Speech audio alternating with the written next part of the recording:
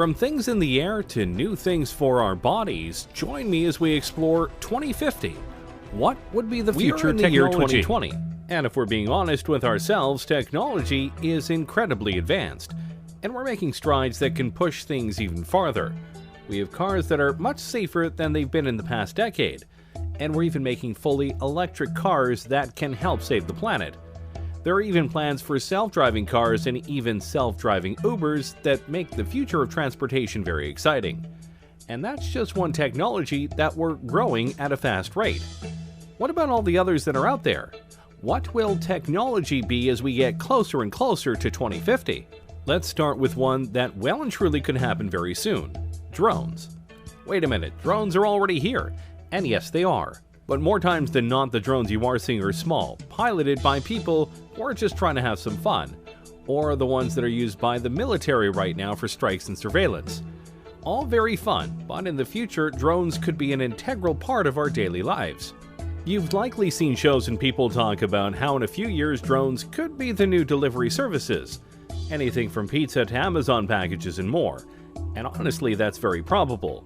Drones right now can be incredibly sophisticated, and some TV shows actually use them for sweeping and aerial shots as they film. It's very cool, but to do deliveries, they'd have to be a little bit more programmed, as human error no doubt would be a very big buzzkill. Not that it's impossible right now, it's more of a question of numbers, logistics, costs, and making sure that the deliveries themselves are done in a methodical and careful manner. After all, it's bad enough when delivery people don't care enough about our packages and they just throw them onto the porch and potentially break stuff. The last thing we need is that to happen with drones. But by 2050, we may not only have drones delivering our packages, we might be looking up at the sky and seeing drones flying all over with incredible speeds and accuracy. And they potentially could be all run by AI. The potential is there, and by that point, various upgrades to drones and their programming will no doubt make them all the more efficient, durable, and quick. And potentially, they could go beyond basic deliveries for people and do emergency work. Imagine a drone taking a vital piece of medical material to a hospital to ensure it doesn't get stuck in traffic, or helping watch over an important convoy to let people know on the ground if there's trouble. There are many ways that drones could affect our world. The only question is, will we let them by 2050? Let's keep going with transportation, shall we? Right now, one of the biggest ways to get around the countries we live in are trains.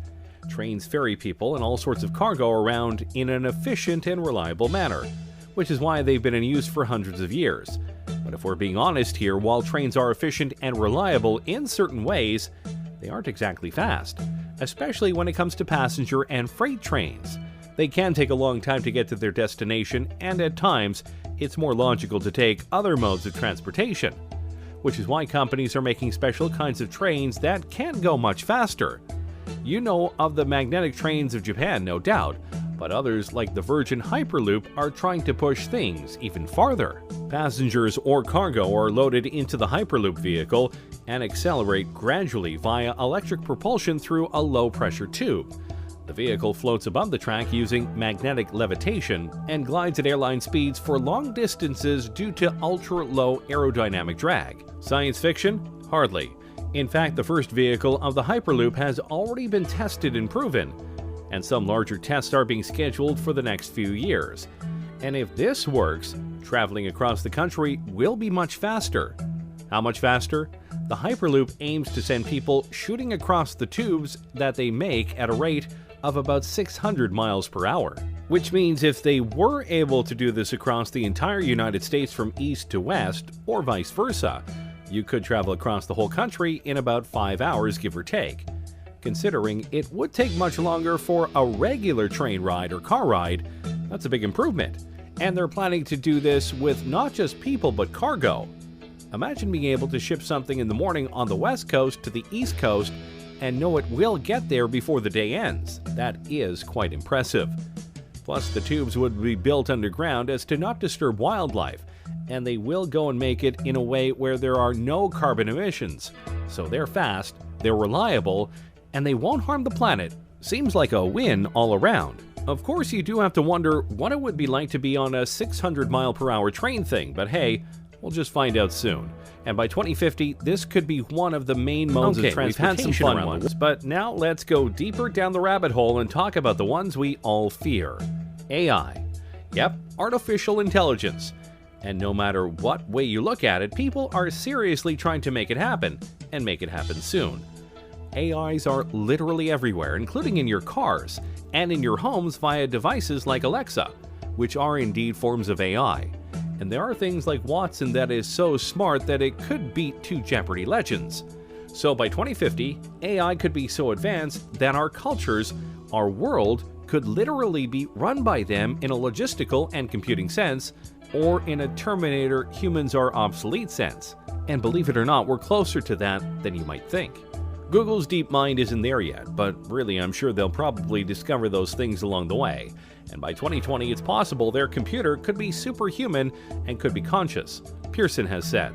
That could be the beginning of the end, really. Is Judgment Day inevitable?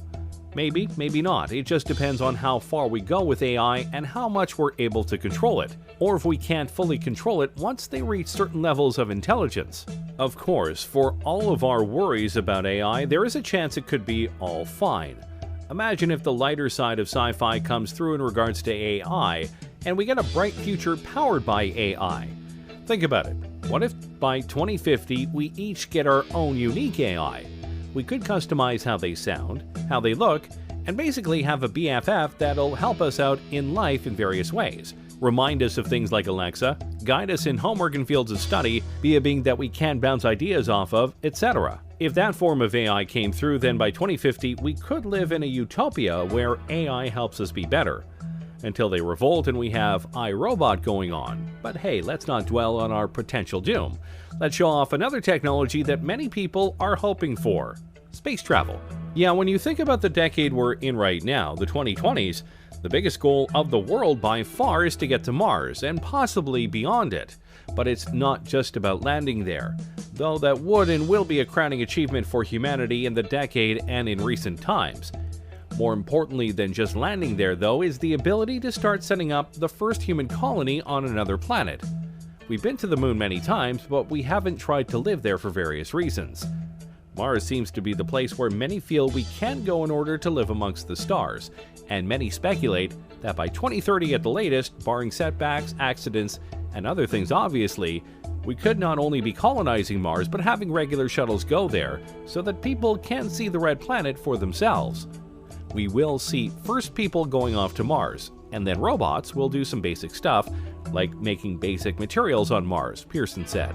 We're going to have to do that because only so much can be brought into space. Of course, there are numerous things that need to be worked out before such a thing could happen. But we have top men on this, including Elon Musk and the SpaceX program, Jeff Bezos via his Blue Origin company, and more. Each of them, and NASA among others, are working on not just getting us back into space, but getting us there via cheaper, smaller, and reusable spacecraft. Something that honestly has been a setback for the space program over the last 20 years. But if we are able to do it, if we are able to get to Mars, get there faster, and be able to colonize it, then by 2050, who knows where we will be? We could have multiple colonies on Mars, maybe some on the moon, and maybe even colonies on moons like Titan and Europa, which some think could be even better places to colonize than Mars. It's possible, but obviously Mars is the place that we are aiming for right now. With each step into space, humanity grows larger in the universe, and who knows just how many of us will be out there by 2050. Alright, now let's dive into something really sci-fi. Prosthetics. Yeah, I know that right now prosthetics are very limited, and at times a bit pointless. But if we were able to fully utilize computer technology to its fullest, and make prosthetics that are fully compatible with the human brain and body, then the sky is the limit. We could enter an age where cyborgs are not just welcome, they're commonplace. And yeah, it may seem like we're far away from that, but we are getting closer to that point. James Young, a 25-year-old biological scientist, has a prosthetic arm, with a personal drone and built-in flashlight. And a French artist is using a prosthetic that doubles as a tattoo gun. That's pretty cool. Imagine if a police officer loses an arm in the line of duty. Usually that would mean the end of his career. But with an advanced prosthetic, he could literally be better than ever if it were advanced enough. Biggest problem with these fake limbs is that most of them are plastic, meant to convey that the arm or leg is still there and thus still usable. The bridge to cybernetic implants lies in the brain, being able to use the computer tech to sync with the brain and give accurate commands. We haven't fully bridged that gap yet, but when we do, dang, life is going to get a lot more interesting. And don't forget, these prosthetics could be used in many ways other than helping people with lost limbs. They could be put onto other objects, or potentially even be worn as exoskeletons when needed. Think of it like Jax from Mortal Kombat. Some people could even ask for implants to be put into their arms or legs to give them an extra boost, like TJ Combo from Killer Instinct. 1. I like video games, and they have plenty of cybernetic people. The point is, by 2050, if these things are made, a lot of people won't feel broken or weak anymore because they've lost limbs or the abilities of their arms or legs. They'll be whole again, and be able to do things just like they were before, if not better. And that's a future we should definitely be trying to live for. Now let's go to something a bit more unique. Look at yourself right now. Specifically, look at the clothes you are wearing right now. What are they made of? What do they feel like? What do they look like? Of all of these answers, I bet none of them are, they look like they could give me superpowers, because they can't. Not yet, anyway. Think about it like this. What if the clothes you are wearing right now felt the same, looked the same, but could do more? With the growth of nanotechnology, your clothes could potentially be embodied with various materials or technologies that help you improve your strength, durability, and more. For example, what if you had a shirt on that was light as a feather, but could absorb impacts and leave you with no injuries? That would be pretty impressive and important, especially in this age of gun violence we live in. Or what if the uniforms of firefighters made them completely heat-resistant and burn-proof, further ensuring that they are able to do their jobs without much risk to their lives? The technologies that we can put into clothes is out there, and some people are working on it right now, both in terms of multiple functions, but also cosmetic appeal. Imagine if by 2050 we have the ability to craft whatever kinds of clothes we want, and even select what kind of abilities they have. Imagine you wear a special kind of top that has a special pattern on it, and when you press a button or say a keyword, that pattern unfolds and suddenly you have wings on your outfit. Wouldn't that be cool? If done right, this could be the newest wave of fashion and style in the future. See, the future is hip. I'm sure that last one left you drooling, so let's temper your expectations and talk about school. Yes, it sucks, and learning can be a chore, but in the future, it may be a lot more interactive. Over the last decade or so, computers in schools have been a must-have for various courses. But if the advent of virtual reality simulations come through as many expect them to, it could lead to all sorts of innovations in the classrooms that could help kids with what's going on. You could take students to an environment in the past and show them what was happening, like watching a battle taking place, Pearson said. You can explain that sort of thing more easily if they can see it happening than if you are looking at a textbook. Oh yeah, history and geography classes would be much more fun, that's for sure. Or imagine an audiobook, but instead of just an audio, you could see the characters coming to life before your eyes, and you watch them interact with others. Heck, school plays could have projected environments to make things seem more real. And of course, you could have virtual tutors to help you with problems that the teachers aren't able to help with. Education is definitely something that can benefit from advanced technologies, and by 2050, our school systems could be so revolutionized that you have to try really hard to fail class. Though I'm sure some of you would still try. Finally, let's talk about something that I'm sure you'll be horrified to hear. In the future, you likely won't need a phone.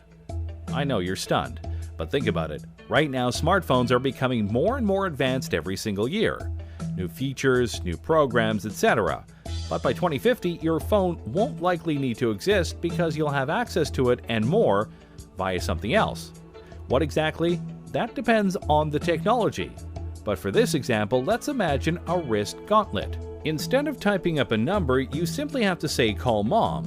But obviously, the gauntlet could do much more than that. It'll likely have a holographic screen that you can use to look up information on a much bigger keyboard. And depending on what sci-fi future you believe will have, it'll have things that can scan objects, detect dangers, warn you about upcoming problems, and may even have an AI companion. So yeah, your phones are important right now, but in the future, more than likely not. Thanks for watching, everyone.